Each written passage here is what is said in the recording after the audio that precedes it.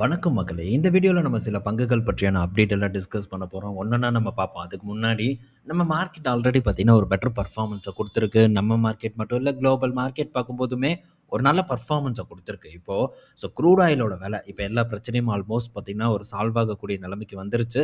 இதனால க்ரூட் ஆயிலும் பார்த்தீங்கன்னா, கணிசமா வந்து சரிவடைஞ்சிருக்கு. நேத்தோட டேல 12% வரைக்கான இறக்கம் க்ரூட் ஆயில்ல வந்து ஏற்பட்டிருக்கு. யுஎஸ் டாலர் அடிப்படையில பார்க்கும்போது அரவுண்ட் ஒரு $80 கிட்ட வந்துருச்சு. என்னதான் இது வந்து வந்தாலும் கூட இத வந்து ஏத்துக்கிறதுக்கான ஒரு மனப்பான்மை பலருக்கும் இல்லாம இருக்கு. க்ரூட் இறங்குனது கண்ணு முன்னாடி தெரிஞ்சாலும், இறங்கல அப்படின்ட்டு பொய் பிரச்சாரம் பண்ணக்கூடிய அளவுக்கு தான் இப்போதைக்கு நடந்துட்டு இருக்கு. பட் ஓரளவு பார்த்தீங்கன்னா, சால்வ் ஆயிட்டு வந்துட்டு இருக்கிறது நம்ம நாட்டு மக்களுக்கும் சரி, உலகத்துக்கும் சரி இது ஒரு நல்ல விஷயம் அப்படிங்கிறத நம்ம ஏத்துக்கிட்டு தான் ஆகணும். கண் முன்ன என்ன நடக்குது, ஏது அப்படிங்கிறத கண்ண தொறந்து பார்த்தாலே போதும். நமக்கான புரிதல் ஏற்படும். அந்த புரிதல் ரொம்ப மிகவும் முக்கியம்.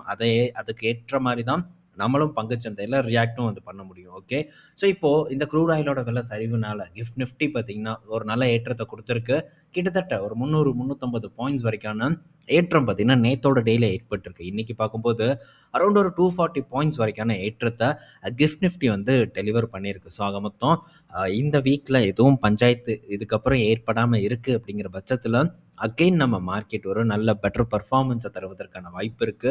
இப்பவே ஆல்மோஸ்ட் பார்த்தீங்கன்னா, ஒரு 24,000 கிட்ட நிஃப்டி 50 ட்ரேட் ஆயிட்டு இருக்கு. 24,350 கிட்ட ட்ரேட் ஆயிட்டு இருக்கு. ஸோ இது எந்த ஒரு ப்ராப்ளமும் ஏற்படாம இருந்ததுன்னா, அடுத்த வாரமும் நம்ம மார்க்கெட்ல ஆரவாரமா இருக்கும் அப்படின்னு நம்ம எதிர்பார்க்கலாம். என்ஜாய் பண்ணுவோம். இன்னும் ஒரு 2000 பாயிண்ட்ஸ் தான் அடுத்த ஒரு ஆல் டைம் ஹைக்கு. ஆனா இறங்கும்போது என்ன இருந்தது? உலகப்போர் அது இதுன்ட்டு பெரிய எவ்வளோ பஞ்சாயத்து இருந்ததோ, அத்தனையும் கொண்டு வந்து கண் முன்னாடி காட்டுனாங்க. ஆனா, இப்ப என்ன நடந்திருக்கு? அப்படியே ரிவர்சல் ஆயிருச்சு. இதுதான் பார்த்தீங்கன்னா பங்குச்சந்தை. ஆனா, இது எத்தன டைம் நடந்தாலும் சரி, ஸோ நான் வந்து ஒரு அடிமட்டத்தில போய் பிடிப்பேன். ரூ. 1க்கு ஒரு பங்கு வாங்குவேன் அப்படின்ட்டு உட்கார்ந்துட்டு இருக்கக்கூடிய ஆட்களும் பலரும் இருக்காங்க. அத பற்றியெல்லாம் நம்ம பேசி நேரத்த வீணடிக்க வேண்டாம். கரெக்ட்டா ஆப்பர்ச்சுனிட்டி வரும்போது சரியா பிடிக்கிறதுக்கு நம்ம டெஃபினட்டா ட்ரை பண்ணணும். அடுத்தது பங்குகள் பற்றியான அப்டேட், இண்டிவிஜுவல் ஸ்டாக் எல்லாம் நம்ம ஃபோக்கஸ் பண்ற பங்குகள் தான். ஃபர்ஸ்ட் அப்டேட் பார்த்தீங்கன்னா, வயர் கண்ணு முன்னாடி இருக்கும்போதே தெரியும். ஃபினாலெக்ஸ் கேபிள் பற்றியான ஒரு அப்டேட்டு. ஃபினாலெக்ஸ் கேபிள் பார்த்தீங்கன்னா, இப்போ இந்த நார்த் ஈஸ்ட் இந்தியால அவங்களுடைய பிரசன்ஸ இன்னும் வந்து அதிகப்படுத்த போறதா ஒரு அப்டேட்ட குடுத்துருக்காங்க. ஏன்னா, இப்ப அந்த இடத்துல கவர்மெண்ட் பார்க்கும்போது நெறையா இன்ஃப்ராஸ்ட்ரக்சர் டெவலப்மெண்ட் வந்து பண்ண போறதா வந்து சொல்லியிருக்காங்க. இதில கண்டிப்பா வயர்ஸ் அண்ட் கேபிள்ஸோட பங்கு பெரிய அளவுக்கு வந்து இருக்கும். அத நாங்க வந்து கண்டிப்பா யூஸ் பண்ணிக்குவோம் அப்டின்ட்டு ஃபினாலெக்ஸ் கேபிள் சொல்லியிருக்காங்க. ஆல்ரெடி ஃபினாலெக்ஸ் கேபிள் ஒரு பெட்டர் பெர்ஃபார்மன்ஸ வந்து டெலிவர் பண்ணிட்டு இருக்கு. நல்ல ஒரு இடத்துல கிடைச்சது. எத்தன பேருக்கு ஞாபகம் இருக்கும். கண்டிப்பா நம்ம நண்பர்கள் அனைவருக்கும் ஞாபகம் இருக்கும்.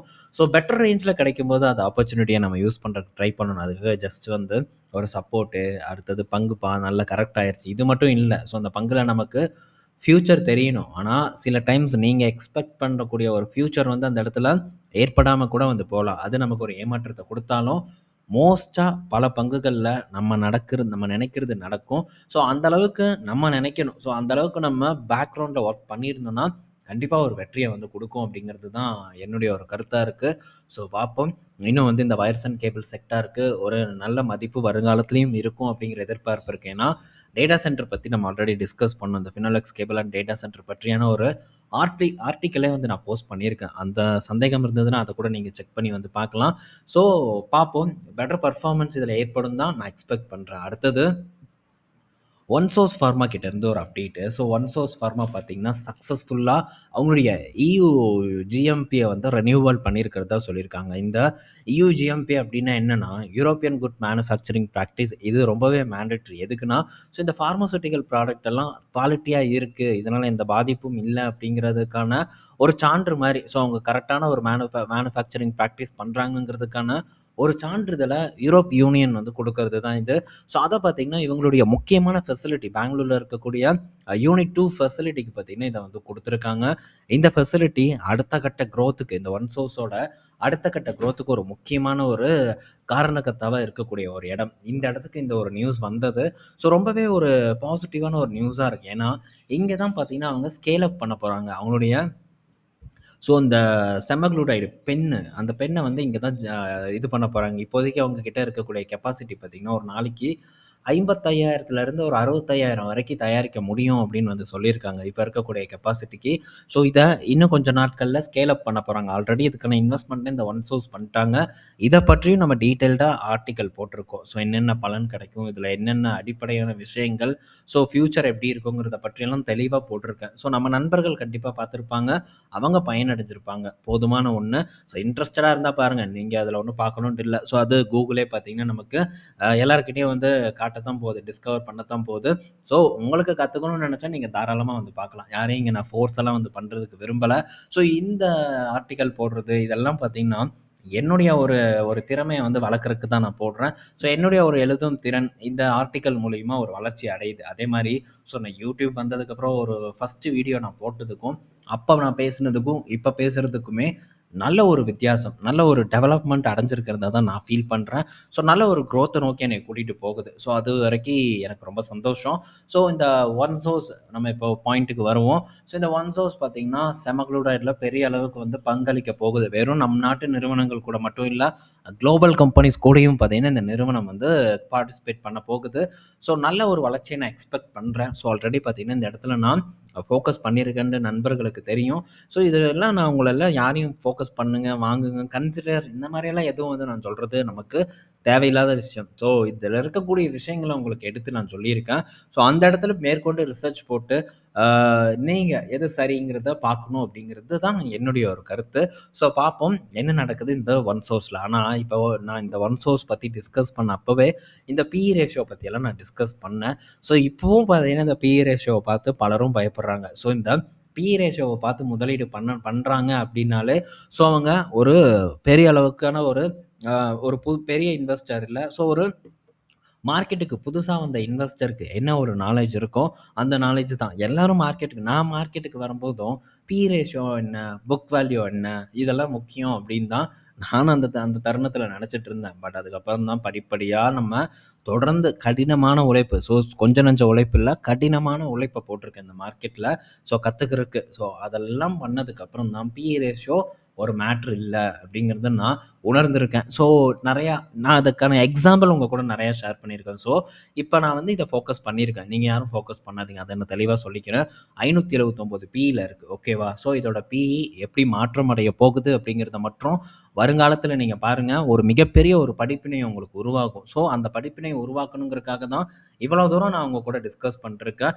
இந்த புரிதலில் உங்களுக்கு யாருமே வந்து சொல்லிக் கொடுக்க மாட்டாங்க. ஒரு ஸ்டாக் எடுத்துகிட்டு ப்ரொமோட்டரை பேசிட்டு இந்த கம்பெனியில் ஏதாச்சும் ஒரு முக்கியமான விஷயத்தை பேசிட்டு கன்சிடர் அப்படின்ட்டு போவாங்களே தவிர ஸோ இந்த அளவுக்கு ஒரு ஒரு இன்டெப்த்தாக யாரும் நான் சொல்லி கொடுத்து நான் பார்த்ததில்லை.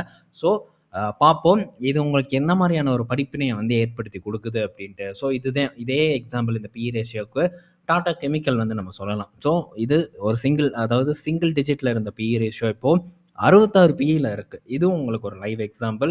Tata motor live example, book வேல்யூக்கு IndusInd bank live example, and Spandana Sphoorty book வேல்யூக்கு ஒரு லைவ் எக்ஸாம்பிள். இந்த மாதிரி பல பங்குகளை சொல்லலாம். ஹெச்டிஎஃப்சி பேங்க் வந்து ஓவர் வேல்யூடு அப்படின்ட்டு ஒரு காலத்தில் சொன்னாங்க. ஆனால் ஸோ இப்போ என்ன வேல்யூவில் இருக்குது, எவ்வளோ அட்ராக்டிவாக இருக்குது அப்படிங்கிறத நம்ம பார்க்க முடியும். சொல்லப்போனால் அன்னைக்கு இருந்த தருணத்தில் இருந்த ஒரு விலையை விட இந்த இப்போ இருக்கக்கூடிய விலை அதிகமாக இருக்குது. ஸோ எப்போ எதை பார்க்கணும் அப்படிங்கிறத கண்டிப்பாக வந்து புரிஞ்சுக்கணும். இதெல்லாம் புரியறதுக்கு டைம் எடுக்கும். ஸோ எடுத்ததும் ஒரு வீடியோவில் தெரிஞ்சுக்கலாம் அப்படின்னு பலரும் நினைப்பாங்க. அப்படி நினைக்க முடியாது. தொடர்ந்து ஃபாலோ பண்ணினா தான் கருத்தை வந்து உங்களால் உள்ளே ஏற்றிக்க முடியுங்கிறத நான் சொல்லிக்கிறேன்.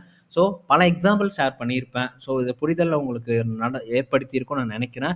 ஒன்றும் பிரச்சனை இல்லை. ஸோ ஃப்யூச்சரில் இன்னும் வரக்கூடிய காலங்களில் இன்னும் அந்த புரிதல் உங்களுக்கு ஏற்படும். அதுக்கு நான் கேரண்டி. ஸோ அடுத்தது ஸோ இந்தியன் ஃபார்மா மார்க்கெட்டோட க்ரோத் பார்த்திங்கன்னா சூப்பராக இருக்கும் அப்படின்னு வந்து சொல்லியிருக்காங்க. நல்ல வால்யூம் க்ரோத் இருக்குது அப்படின்ட்டு வந்து மென்ஷன் பண்ணியிருக்காங்க. இதுக்கெல்லாம் ரீசன் என்ன? ஸோ நம்ம இதில் க்ரானிக் தெரப்பீஸ் பார்த்திங்கன்னா நல்ல ஒரு ஒரு லீடு எடுத்துகிட்டு போகுது. ஸோ இந்த டயபெட்டிஸ், அதுக்கப்புறம் மற்ற விஷயங்கள் எல்லாம் ஆன்டிபயோட்டிக்கு, ஸோ இந்த மாதிரியான விஷயங்கள் எல்லாம் ஒரு நல்ல சேல்ஸை வந்து கொடுத்துருக்கு. அதுலேயும் முக்கிய நிறுவனங்களாக சிப்லா, சன் ஃபார்மா, டோரன் ஃபார்மா இடம் பெற்றிருக்கிறதா டொமஸ்டிக்கில் வந்து சொல்லியிருக்காங்க. ஸோ குளோபல் மார்க்கெட், அதுவும் குறிப்பாக யூஎஸ் மார்க்கெட்டில் ப்ரைஸ் எரோஷன் ஏற்பட்டிருக்கு. ஸோ இதனால் நிறுவனங்களோட வளர்ச்சி பார்த்திங்கன்னா லாப வளர்ச்சியாக இருக்கட்டும், வருவாயாக இருக்கட்டும், பெரிய அளவுக்கு வந்து பூஸ்ட் ஆகிறதுக்கான வாய்ப்பு இல்லை. அதே சமயத்தில் இந்த கம்பெனிஸ் டொமஸ்டிக்கில் பர்ஃபார்ம் பண்ணுறதுனால ஓரளவு ஆஃப்செட் பண்ணுறதுக்கான சான்ஸ் இருக்குதுன்னு நான் எக்ஸ்பெக்ட் பண்ணுறேன்.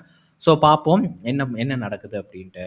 ஸோ அடுத்தது பார்த்தீங்கன்னா, மகேந்திரா கிட்ட இருந்த அப்டேட். ஸோ மகேந்திரா பார்த்தீங்கன்னா, இந்த குட்டி டிஃபெண்டர், ஸோ குட்டி ஸ்கார்பியோ என்ன வேணா சொல்லிக்கலாம். ஏன்னா என்னென்னமோ பேர் இப்ப அப்படிதான் வந்து சொல்லிட்டு இருக்காங்க. அது ஒரு ப்ரமோஷன். ஆனா இப்போ இந்த விஷன் எஸ்ஸ பார்த்தீங்கன்னா, இந்த ஆகஸ்ட் 15ல வந்து அன்வீல் பண்ண போறதா சொல்லியிருக்காங்க. அண்ட் இந்த வருஷம் இத பார்த்தீங்கன்னா, லான்ச் பண்ண போறதாவும் சொல்லியிருக்காங்க. எனக்கு தெரிஞ்சு தீபாவளிக்கு லான்ச் பண்ணுவாங்கன்னு நான் நெனைக்கிறேன். ஸோ இந்த தீபாவளிக்கு நெறைய எஸ்யூவிஸோட காம்படிஷன் வந்து இருக்கு. நிசான்ல இருந்து இருக்கு, மகேந்திரால இருக்கு. ஸோ இந்த மாதிரி ஒவ்வொரு நிறுவனங்களும் இறக்கத்தான் வந்து போறாங்க. ஸோ இதில் யார் யாரெல்லாம் சக்ஸஸ் ஆகுறாங்கங்கிறத நம்ம பொறுத்திருந்து வந்து பார்ப்போம்.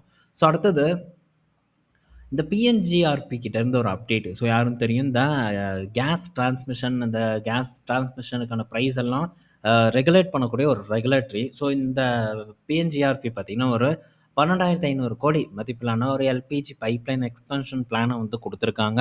ஸோ பிட்டிங் போயிட்டுருக்கு. இதில் முதல் கட்டமாக பிட்டிங்கில் ஐஓசிஎல் வந்து வின் பண்ணியிருக்காங்க. ஸோ 12,500 கோடி மதிப்பிலான இன்வெஸ்ட்மெண்ட். இதில் ஐஓசிஎல் பார்த்தீங்கன்னா கிட்டத்தட்ட ஒரு 500 500 கிலோமீட்டர் கிட்ட பார்த்தீங்கன்னா, புது பைப்லைன். எக்ஸாக்ட் கிலோமீட்டர் தெர்ல. 500க்குள்ளன்னு நீங்க வச்சுக்கோங்க. ஸோ அந்த 500 கிலோமீட்டருக்குள்ளான ஒரு கொச்சின் சைடு இருக்கக்கூடிய ஒரு பைப்லைன் ப்ராஜெக்ட்டுக்கு பார்த்தீங்கன்னா, அவங்க வின் பண்ணியிருக்காங்க. ஸோ இந்த ஐஓசிஎல்ல தாண்டி ஜிஎஸ்பிஎல், கெயில், அடுத்தது பிபிசிஎல், மற்ற கம்பெனிஸும் பார்த்தீங்கன்னா, இந்த ப்ராஜெக்ட்ல வந்து பார்ட்டிசிபேட் பண்றதுக்கு பிட் பண்ணியிருக்காங்க. ஸோ முதல் கட்டமா இந்த ஒரு கான்ட்ராக்ட்ட ஐஓசிஎல் வின் பண்ணியிருக்கிறது ஒரு நல்ல செய்தி. ஸோ அதுபோக இந்த எல்பிஜி பைப்லைன் எக்ஸ்பென்ஷனும் தொடர்ந்து நம்ம நாட்டில நடந்துக்கிட்டே தான் இருக்கும்னு நான் நினைக்கிறேன். ஸோ இந்த ஆயில் அண்ட் கேஸ் செக்டார் நான் ஃபோக்கஸ் பண்ணுறது உங்களுக்கு நல்லாவே தெரியும். ரீசெண்டாக கூட நமக்கு ஆயில் அண்ட் கேஸ் செக்டாரில் ஒரு சான்ஸ் ஏற்பட்டது. அந்த சான்ஸை நான் யூஸ் பண்ணேன். அப்போ உங்க கூட நான் ஷேர் பண்ணியிருந்தேன். ஸோ ஒரு சான்ஸ் வந்திருக்கு அப்படின்ட்டு. ஸோ இது ஃப்யூச்சரில் ஒரு நல்ல ஒரு செக்டாராக இருக்கும் அப்படின்னு தான் நான் எக்ஸ்பெக்ட் பண்ணுறேன். ஸோ இந்த வீடியோவில் பல இன்ஃபர்மேஷன் பார்த்துருப்போம். ஸோ பல செக்டார் பங்குகள், wires and cable, data centre and இந்த pharma sector, oil and gas sector, auto செக்டாரை பற்றியெல்லாம் நம்ம பேசியிருப்போம். பயனுள்ளதாக இருக்கும்னு நான் நினைக்கிறேன். பயனுள்ளதாக இருந்ததுன்னா மறக்காமல் லைக் பண்ணுங்கள். புதுசாக வர நண்பர்களுக்கும் பயனுள்ளதாக இருந்ததுன்னா லைக் பண்ணிவிட்டு நம்ம சேனலை சப்ஸ்கிரைப் பண்ணுங்கள். ஸோ கண்டிப்பாக இது உங்களுக்கு நல்ல ஒரு எஜுகேஷனை ஏற்படுத்தும் அப்படின்னு நான் எக்ஸ்பெக்ட் பண்ணுறேன். தொடர்ந்து நம்ம ஒன்றா வந்து பயணிப்போம். அடுத்த வீடியோவில் உங்களை நான் மீட் பண்ணுறேன். பாய் மக்களே.